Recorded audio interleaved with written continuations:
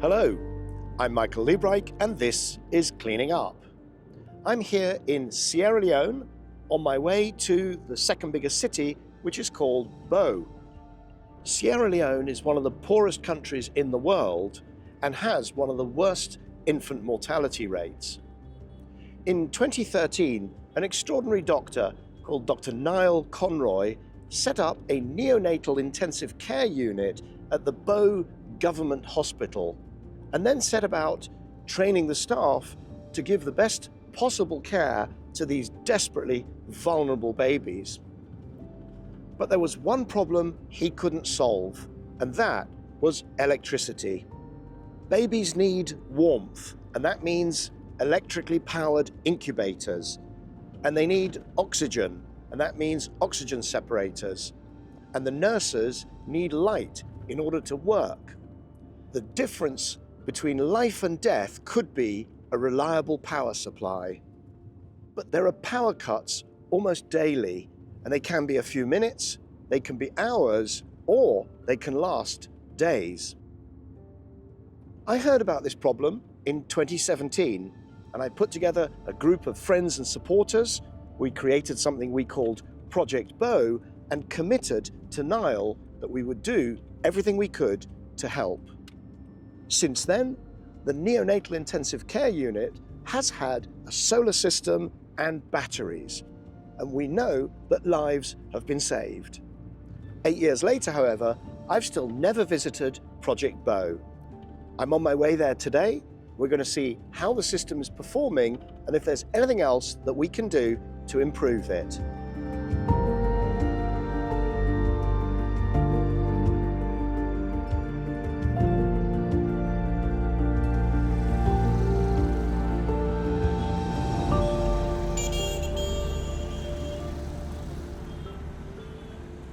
So, Niall, welcome to Cleaning Up. Thank you so much for taking time during one of your regular visits here to Bo to talk to us. No, thank you. It's my pleasure. We are here on the campus of the government hospital at Bo, and we're in front of a very important building we might talk about later, which is a splendid Mothers Dormitory for mothers who've just given birth and whose babies are in the special care baby unit that we're here to talk about. But let's start where we always start.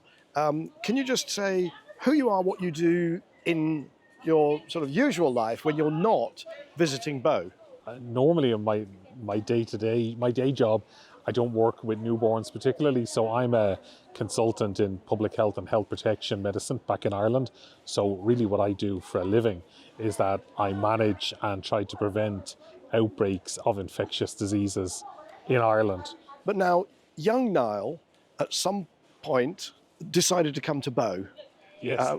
Where did that thought come from? Yeah, well, I mean, it wasn't a conscious decision to come to Bo. I mean, I suppose at the time I was a junior doctor. I loved working in pediatrics, and I wanted to do the same, I suppose, in a setting where I thought there were more vulnerable people who could use the sort of the training I'd had. So I really applied to the various different agencies, and I remember one day opening an email saying, yeah, look, would you like to come to this place called Bo Government Hospital, which was in Sierra Leone, which I had to look up on a map at the time. Describe what you found. I mean, what was neonatal care? What did it look like at that point?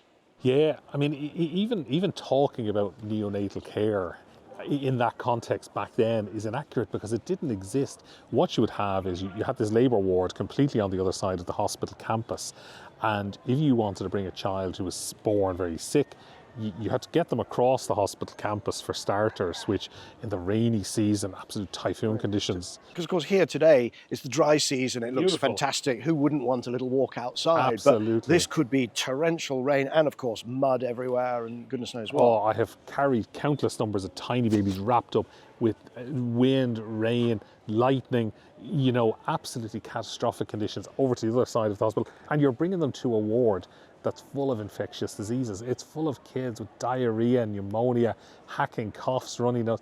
Like it's not in any way what you would call neonatal care. For those who don't necessarily know all the terminology, neonatal is up to 28 days. So First 28 days of life, yeah. And some of them could be premature babies, they could be Yeah. severely underweight, they could be really tiny babies, and you're taking them into possibly the worst environment they could be in, no? Absolutely. I mean, regardless of a situation, if you're a newborn baby requiring acute hospitalization, the last thing you want on top of that is another infection.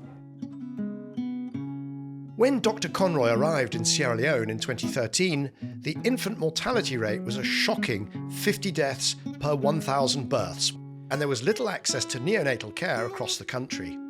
Dr. Conroy managed to persuade the Bow Government Hospital to give him a small room that could be used just for the sickest newborn babies, and slowly care began to improve. But it wasn't straightforward. Ebola hit Sierra Leone in 2014, killing almost 4,000 people. As the Ministry for Health began to rebuild the healthcare system, one of the people it turned to was Dr. Conroy. With the support of UNICEF, he was finally allowed to set up a dedicated neonatal unit in Bow. It opened in 2017, and though it's still small, it now treats up to 140 babies a month. At the hospital, we met Nurse Columbia, who had worked there from those early days, and she showed us around the unit. These are the babies in inborn. How many have you got at the moment in here? Presently, we have 8 babies in inborn. 8 babies.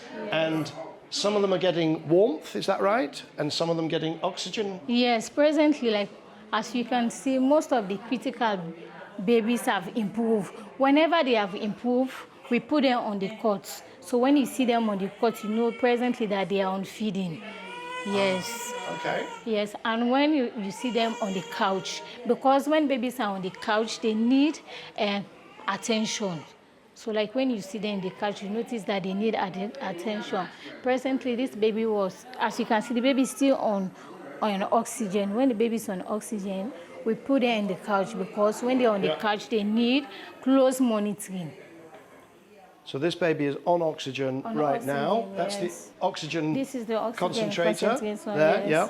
And it looks like none of these babies at the moment are on warmth. Are they on? Warmer, no, presently, no warmer. no. But no. it's the middle of the day. They probably don't need it at the moment. Yes. And so this one was very premature, very little baby by the looks of it. Yes. So that's why we keep them warm by giving them cap and socks.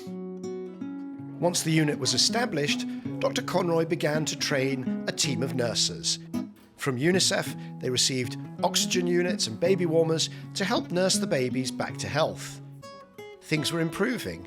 More babies were coming to the ward and more were leaving healthy. But eventually, Dr. Conroy and his new team hit an obstacle they simply couldn't fix. We got to a point where we just couldn't improve things, and that sort of rate limiting factor was electricity. I mean, it's sometimes, I think, probably outside of the context of West Africa, it's difficult to describe how poor the electricity system is. The grid will prioritise the hospital, but pretty much every day you will have several prolonged power cuts. And when you're looking at these kids, neonates aren't all that complex in terms of what they die from. And they die because they're cold and they need oxygen and they deteriorate quickly and nobody sees them. Even in these 30-degree conditions, a small baby will get cold and die of the cold very quickly. So we needed overhead heaters. We would do that, get the baby warm, it would turn off for hours. You need oxygen. And I mean, no one needs me to tell them that if a tiny baby needs oxygen and they're struggling to breathe and that gets turned off for a few hours. And then there's simple things like light. You know, if it's 3 o'clock in the morning and it's pitch black and the baby starts to look a bit blue or pale, you need the nurse to be able to respond quickly. They've no electricity at home, so their phone is dead. They can't even use the phone light. I mean, you'd be talking pitch black. In Ireland or the UK, we talk about these simple interventions. And they're really simple in Ireland. Here, they're not because the electricity supply is so complicated. Head nurse Juliana helped Dr. Conroy set up the new dedicated neonatal unit back in 2017. Bow Government Hospital is connected to the national grid, so the new unit did have some access to electricity, but it was plagued with power cuts that could last anything from a few hours to days at a time. Electricity was a big problem. For the day, probably you have electricity for 2 hours or 4 hours, and the rest, it was in the dark.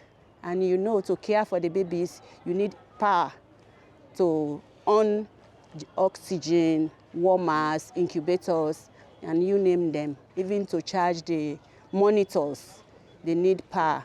Even for light? Sure. Even for light? Even for light. Yeah. And we never had that power to take care of them. It was so terrible, I can tell you. There was not provision for light, we struggled with water system, and a whole lot of things. Dr. Nai used to be with us in the unit bagging the babies just to breathe for them. Yeah. Yes, we had gone through all that with him. So he knows our problem. Right. And then, whenever the power cut out, the machines supporting the babies would turn off, and the nurses could find themselves working in the dark, in the middle of the night, trying desperately to keep the sick babies alive. Dr. Conroy had approached the Sierra Leonean grid operator, EDSA, to try to get a more stable electricity supply, but they simply couldn't help. The hospital had also tried to use diesel generators, but the fuel supply kept getting stolen or was simply unaffordable. Eventually, in November 2017, things came to a head. 2017, tell us what happened. Yeah, I mean, okay, so the electrical problem was one I just couldn't control. And I remember, you know, what was very stressful was I would constantly have babies who we would look after, and you'd get them stabilized, and then the power would turn off. And I mean, it's no exaggeration to say you would just look around the ward and see the baby's eyes closing and they would just die.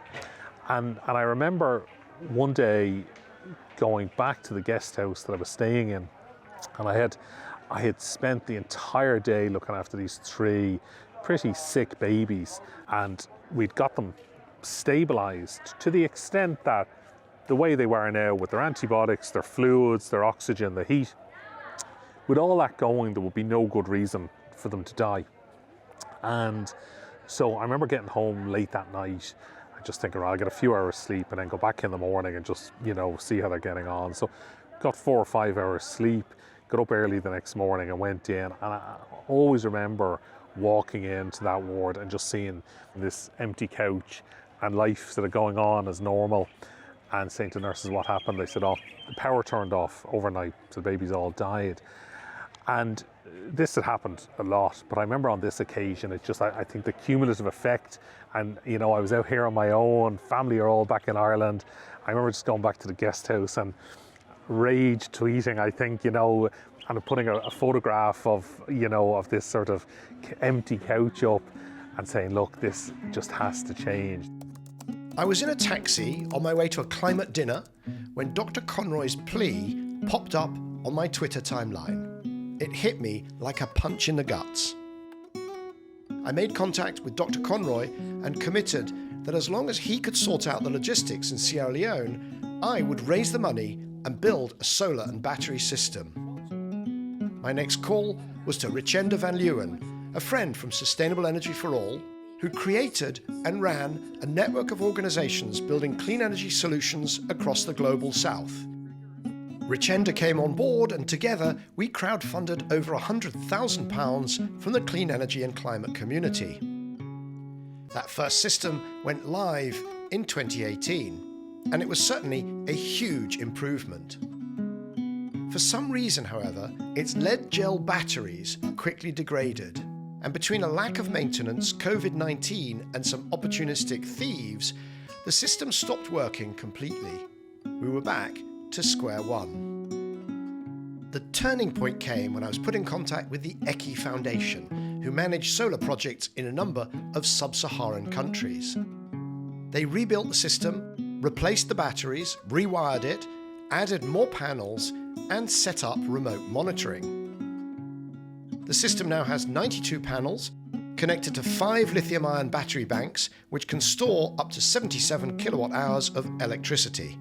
And the neonatal unit has power 98% of the time. Anytime the grid cuts out, the system switches automatically to the solar and battery supply, so power is not interrupted. The nurses can keep on working, and babies' lives can keep on being saved. At the hospital, I met Mohammed, the solar engineer who oversaw installation and maintains the system on behalf of the Eki Foundation. The panels we have here are the one you see in front here, and also the additional panels are the two lying over there. Those ones yes, up on the roof there? Yes. Okay. These are the added panels. And, you know, in support of this panel, makes this system work properly. Right. So that provides enough power. So then the electricity from these panels goes into our engine room. That little house there, right? Yes, yes. From the panel, the solar panel, we send the wires through the ground and then inside the engine room. Right. Here. And when you call it the engine room, it's not an engine. What is in there? There are batteries, inverters, charge controllers, AC box, in and out AC boxes, and our DC combiners. So that's where it goes from the DC, direct current, from there goes to AC. To the AC. And it also sends messages to my phone, right? Yes. Because I can check the status of this system, and that's yes. all in there, right? You know, that one is very key in any installation.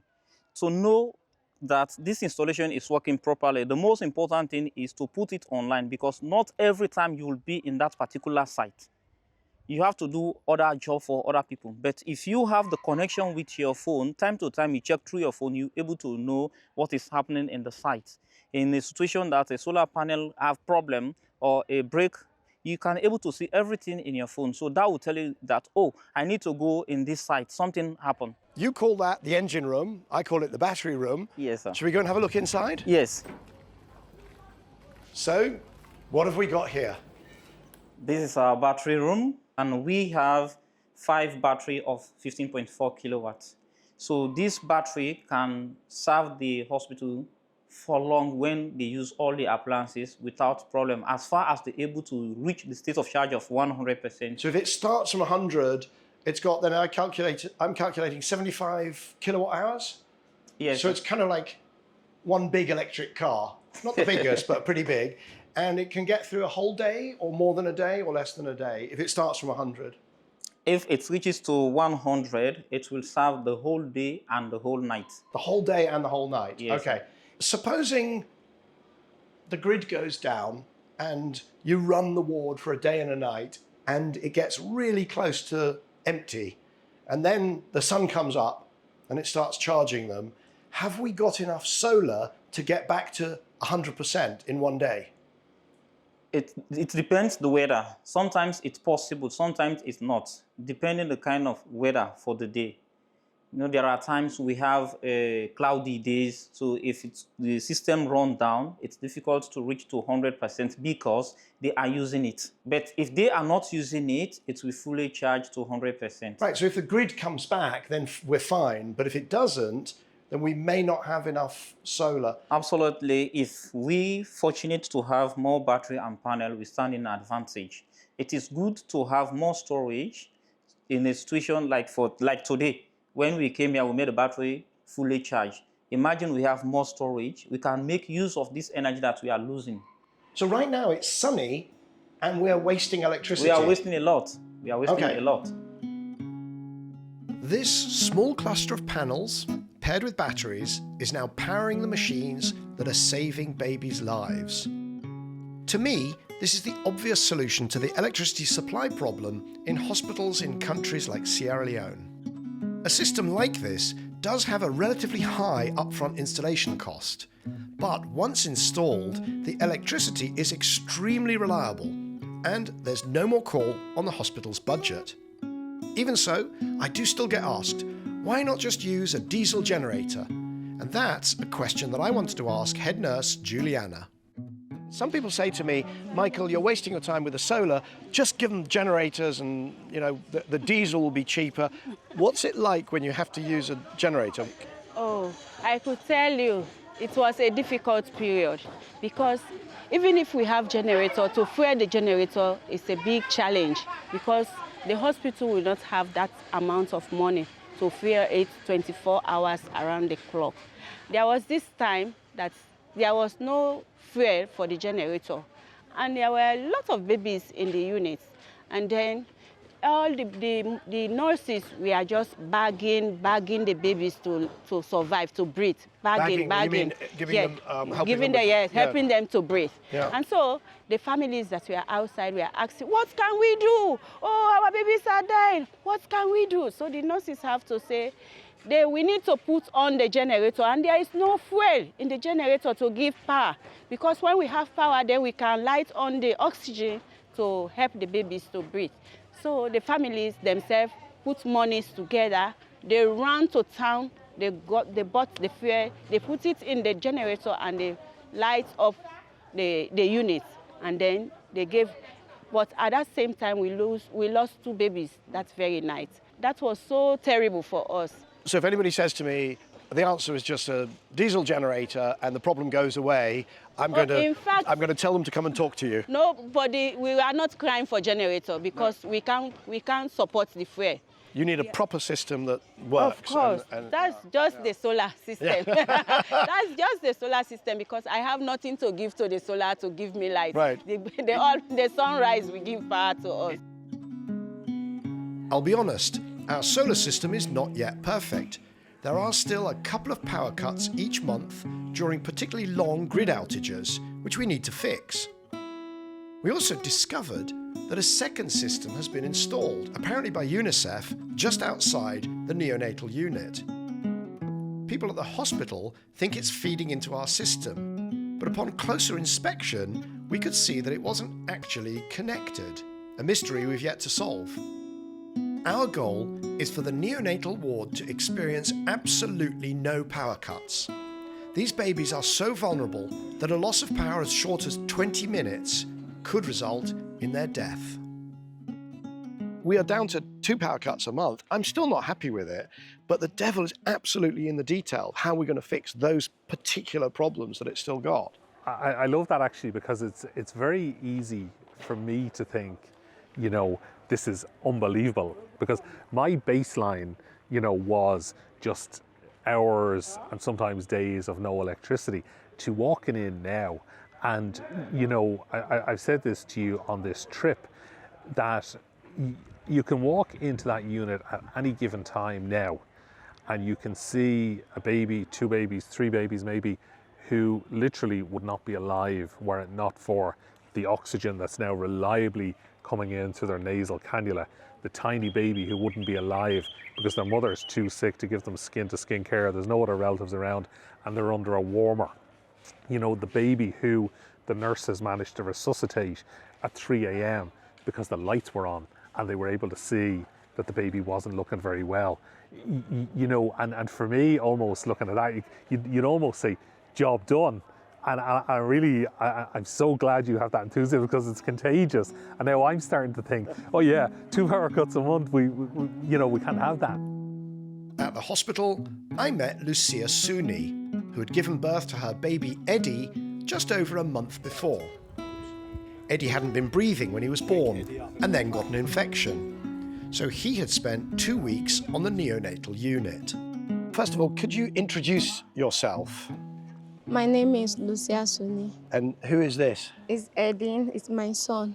Your son? Yeah. Now, Eddie was born here in the Bow Government Hospital? Yes, sir. He was born in government hospital. And how old is Eddie? 1 month, 1 week. When he was born, he was not very well? Yes, sir. Okay, so what was the problem? She was tiny. He will not cry when I deliver him. That's why they come with him. So he was limp, he was not... The baby to cry, to breathe. The baby didn't cry? Yes. Okay.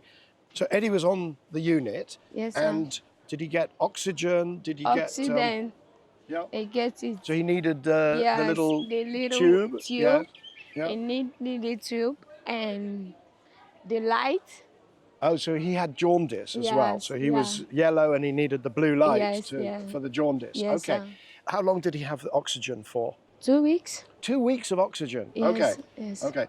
And do you remember, were there any power cuts No. when you were there? For the sake of the solar, no power cut. There was no, because there are still a few. We know there are still a few, but not while Eddie was there. Yeah. We met other mothers, one of whom was herself a nurse at the hospital. And all of them echoed Lucia's words. Without solar power, the unit and the medical staff might not have been able to save their babies' lives. Just after birth, because it was CS and the baby need oxygen, so they come with the baby and connect my baby to O2. So I'm very, very, very thankful, because without the oxygen, perhaps I should have lost my baby. But with the help of you, God and the solar, I have my baby now. Beautiful, beautiful baby girl. Look at her over there. The staff in Bow work under some of the most difficult conditions imaginable. At the hospital, we learned that they'd had no running water for almost 2 years because the hospital's pump had broken. And that, until recently, mothers who had just given birth, some by C-section, had to sleep out on the concrete floor, vulnerable to the weather, to the dogs and the thieves, to be on hand to breastfeed their babies. Solving the electricity supply is just the start. But it's an important start. Reliable electricity is the enabler that allows these remarkable doctors and nurses to do the jobs for which they've been trained.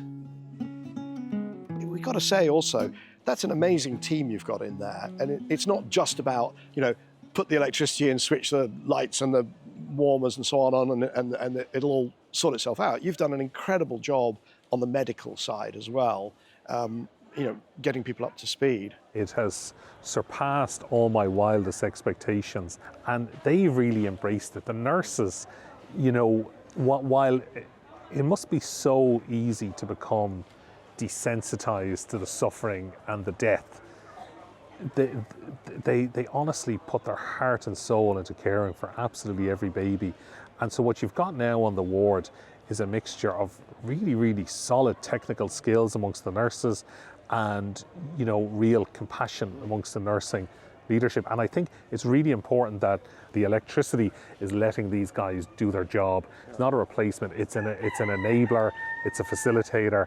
And those guys, I think for the first time in their whole careers, have been able to do the job unencumbered by random power cuts, and it's fantastic to watch. If we try and put some numbers on it, it's very difficult to do because the data is patchy and the admission rates have been all over the place. But if you've got 100 babies per month, how many of those do you think might have died had they not been through that unit? It's very difficult to know. I mean, I think ultimately you're going to get, and I remember seeing so many babies who just need UK-style high-level treatments that they're just never going to get here. So there's always that proportion. And actually we've seen over the years, fairly continuously through the different iterations of this unit, about 10 deaths per month, right? But that is the difference, whether that's 10 babies out of 20 or, as we're seeing now, 10 babies out of 100.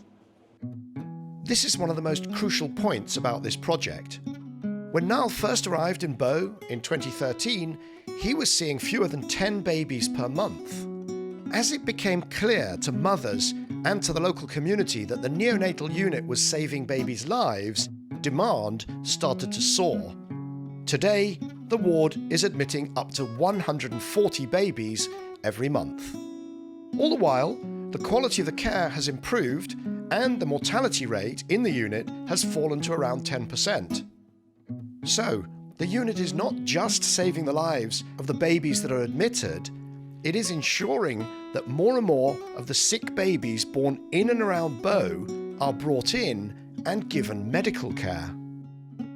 So the missing 90 babies, a very high proportion of them might have been dying. Well, I mean, we don't know. We don't know this for absolute certain in a way that, you could stand up at a conference and say, here's the absolute numbers. But I mean, you've been in there. There's no babies in there who you might think, oh, he might be fine at home. No, they're all even sick to this layman, they are sick babies. Right. So what was happening to them, to my mind and to the mind of the staff in there, they were dying at home. So it could be tens of babies per month that are being saved, which is hundreds of babies per year being saved by something as simple as a properly designed and maintained solar mini-grid. Absolutely. As simple as that and as impactful as that. As we speak now, that unit is, 20 feet away from us. There are babies in there who I can absolutely guarantee you are alive this second because of that solar power system. And I can say that without any hesitation. You know, that is the case. That is true. Just finally, the Bow Conroy Dormitory, which you pushed for and in fact even funded. When does that get used, and how's that going to make you feel? Oh, that's just, I honestly cried with happiness when that thing was built. You know, when we opened this unit, the unintended consequence was that we suddenly had all these mothers from around the district bringing their babies here, but there was nowhere for them to sleep. They used to just lie all day in the concrete outside in the crazy rainy season, just being drenched because there was overnight, you know, just had a C-section 2 or 3 days ago. Who's this? Adeline Luba Bendukbaka. Adeline. Why did she end up in the special care baby unit? I was 7 months pregnant when I got some problems with my pregnancy. And so she was very premature. Yeah. And so presumably very, very little. 0.9 kg by then when I gave birth. 0.9 kg. Small. 0.9? So she was in the special care baby unit for how long? 2 months, 2 weeks. 2 months, 2 weeks. Yeah. And did you stay here at the hospital? Yeah. Where did you stay? Where did you sleep? We are outside here. Along Outside. the corridor. It's We spread matter to sleep. hard to imagine. So the Bow Conroy Mothers Dormitory has been about 4 or 5 years in the making, and now these mothers will be safe from the weather, from thieves overnight, from the dogs. You know, it's just phenomenal, and it should be such a basic right that a mother who has a small child in a neonatal unit should be able to go in and sleep in a bed in a sheltered sort of, you know, accommodation block overnight. So I'm just unbelievably happy that that's up and running. And so between the solar power and the accommodation for the mothers, we're at a place where I honestly never thought we would be. It's great talking to you, and it's great Likewise. talking to you here in Bow. And I do feel we're, you know, it's a journey, but we've definitely made some great progress. Oh, yeah. And it's incredibly heartwarming. Thank you for everything you do. No, thank you.